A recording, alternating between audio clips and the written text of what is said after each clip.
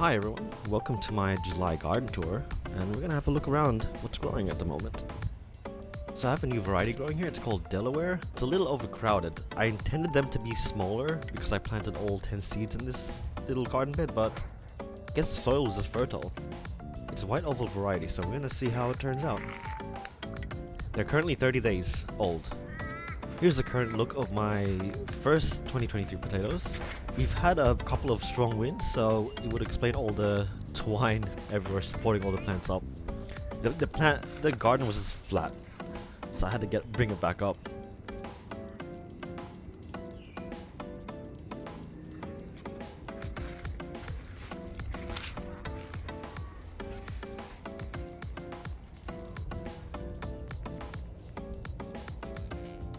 We did have a bit of frost damage happening. Wasn't expecting it to hit in late June, so I couldn't do anything to prevent it, but I bought some frost cover so I was able to prevent any more further damage. But as you can see, some plants' leaves did die off. There is a lot of empty gaps now because of the wind and loss of leaves from frost damage, but that's okay. At least it increases aeration, I guess. I got a few big guys over here, these two royal blue. I'm excited to see what big one I can get from this one.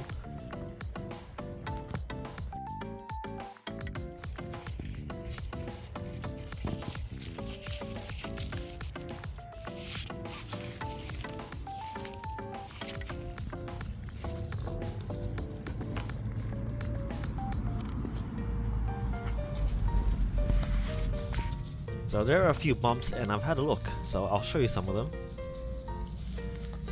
Here's a royal blue. They're nice. This one's a medium size I think, but it's nice and flat. Moving on to salad rose, I think this one's definitely sticking out the ground. I had to put extra cover on it. Ruby Lou, it's a nice red variety. Store-bought too. This one's Pontiac. This one's definitely... The way it's angled, all the mulch keeps falling off every time I water, so gotta keep recovering it again. This is a square garden bed where I grew the two potatoes that are meant to be really giant. Yeah, this one here, the white star, suffered a lot of frost damage, which is a bit of a shame, but I'll be happy with whatever I get from it. It's still alive. Well, this plant did have the biggest leaves I think I've ever grown. This one over here, which thankfully didn't take any frost damage, is my big King Edward. It's still very green. They're meant to be a main crop variety, but most of my King Edwards, they die off early. If I can get this to live 150 days, this will actually be its own video. I won't include this with the rest. You can see it's really big. Yeah, it got flattened a lot by the wind and the double frost cover I was adding, so I had to string up all the leaves again. Oh yeah, so garden's a bit messy. I've been actually busy with arts. I was an artist at the Smash convention. I was preparing that throughout the whole of June and July. As you can see, the reason why I didn't clean up this bed, we're actually going to get our fence redone. And once these potatoes are ready to harvest, just going to take all the soil out, take all the thing out, clean it up, and I'll see how it goes. Here's a bit of paw marks from the neighbor's cat. Thank you very much, neighbor's cat, for leaving droppings in the garden bed. This is a bit annoying to have, but I've did my prevention, so it's okay now. But I had to chicken wire my entire garden. Anything that's a garden bed has chicken wire. They leave the pots alone, thankfully. Here are the potatoes in the pots. This side actually didn't suffer any frost damage at all. It could be just the location. The sun hits here first, but luckily everything here is in good condition. A bit of falling over from all the winds. Had to stake them up even more.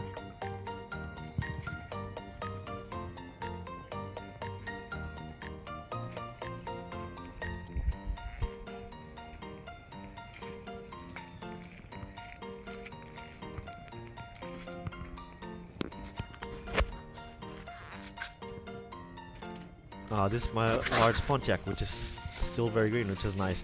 If this also lasts beyond 120, 130 days, I will harvest this with my giant King Edward. They'll be in a video together. Or I can do it separate. Depends. We'll see how it goes.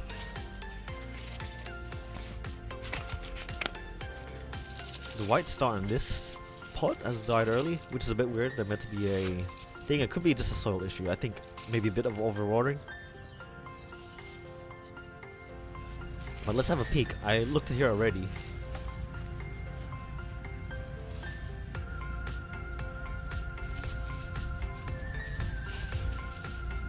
There we go.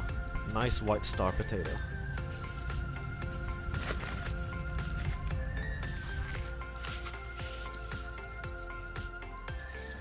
The sapphire has a weeping look to it.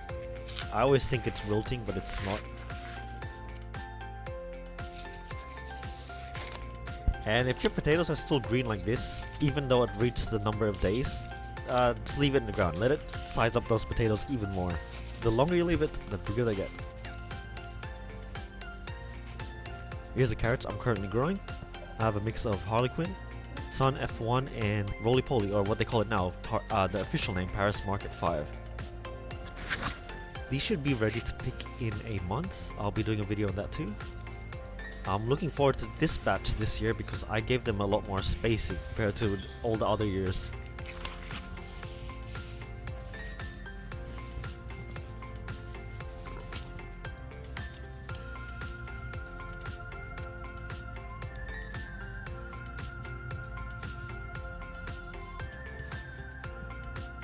Didn't plant them all at the same time, so we might be waiting a bit longer for the rest to catch, the youngest ones to catch up.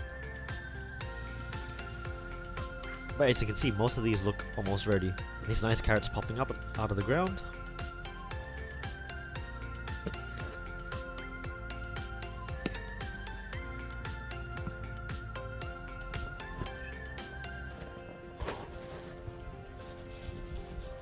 So this is how you can tell if you're getting a good carrot or not. If it's like wiggly, that is shallow. But if you get a carrot like this, it doesn't wiggle at all. It's pretty stiff. That's a nice long carrot right there. These ones are from the seeds I collected from last year's carrots, Harlequin mix. I'm hoping these are yellow. Pineapples are looking alright. A bit yellow. Maybe I shouldn't have watered at that one time in winter, but they seem to be living on. I do have a pineapple growing at the moment. Let's have a look at it. Lately they've been growing late for me, but this is pretty big. This is this plant's first fruit.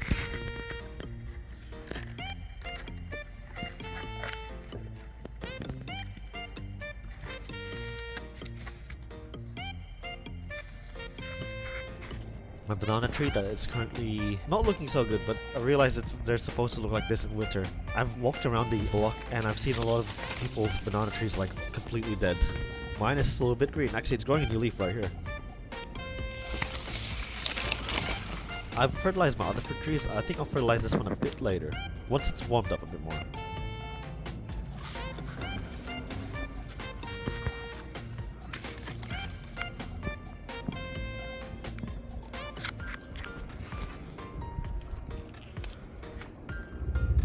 Oh, here's my toadflax flowers. I think I had a few spare seeds left. Just threw it in the pot, let it grow, and here it is.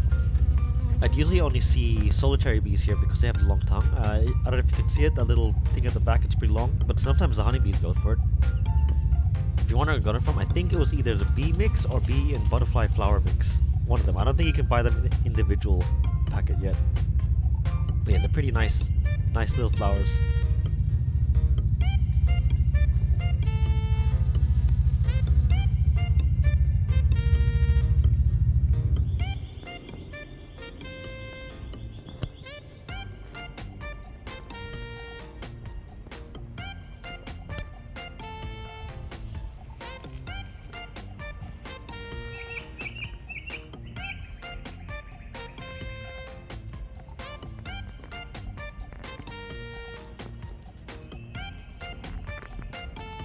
We have this one. I forgot the name of this plant, but it's pretty nice.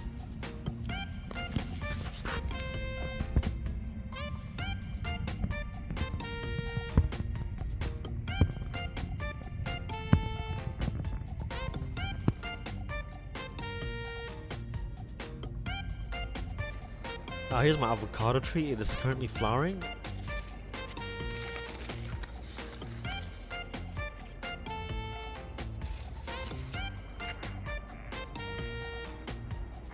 My artichoke plant currently, hoping it's gonna flower this year. Some lavender plants, it is flowering a bit late. It could be the cause of me doing a hard cutback. I love the quality of this Samsung S23, by the way. Look, you can just see the crisp edge of those leaves.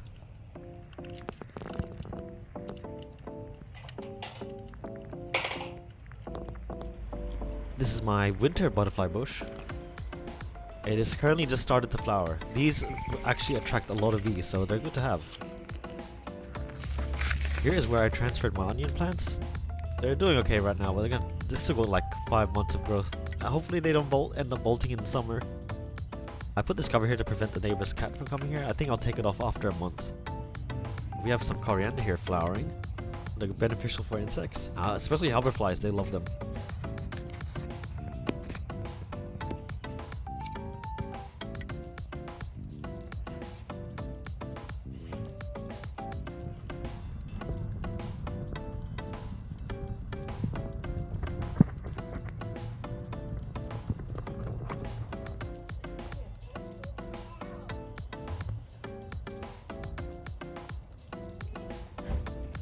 Look into my compost bin. It's been hot the last few days and this has finally shrunk. It was like full. It's been full for the last 3 weeks. And then we got a heat wave and then there it is. Shrunk. I had a few extra potatoes. Actually, I still do, but I just planted a few of them here. This can be a late spring harvest. Here's my tower plants on this side of the garden. I actually finally fertilized it after 2 or 3 years. So we'll see how it goes because they've been slowly declining. I haven't been feeding them at all. Some of them are sticking out of the ground, but I'll just leave it. I'll see how it turns out. I reburied some of the taro down. Yeah, if you are growing taro, you really want to grow them as deep as possible. The deeper you plant them, the bigger the taro get. If you're planting a large variety. And here we have this messy asparagus bed. I couldn't clean it up yet because I was still waiting to buy mulch. But I think from here on out, I can start harvesting them.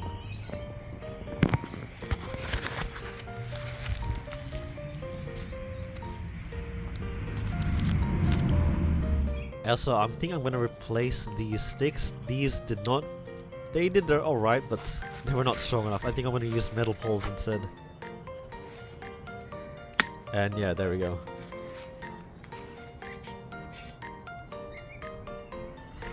We still have a bit of guava left. Thankfully the bats have been leaving them alone. Before I end the video, I'm gonna show you what this summer's focus will be. It's gonna be pumpkins.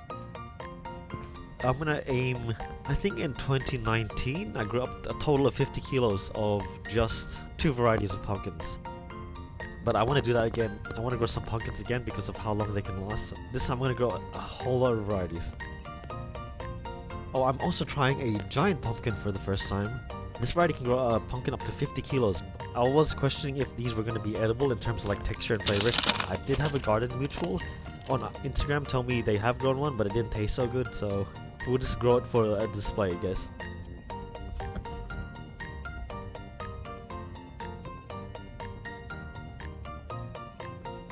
Anyway, thanks for watching. Keep a lookout for the next video, which will be the potato harvest video, and I'm super excited for that.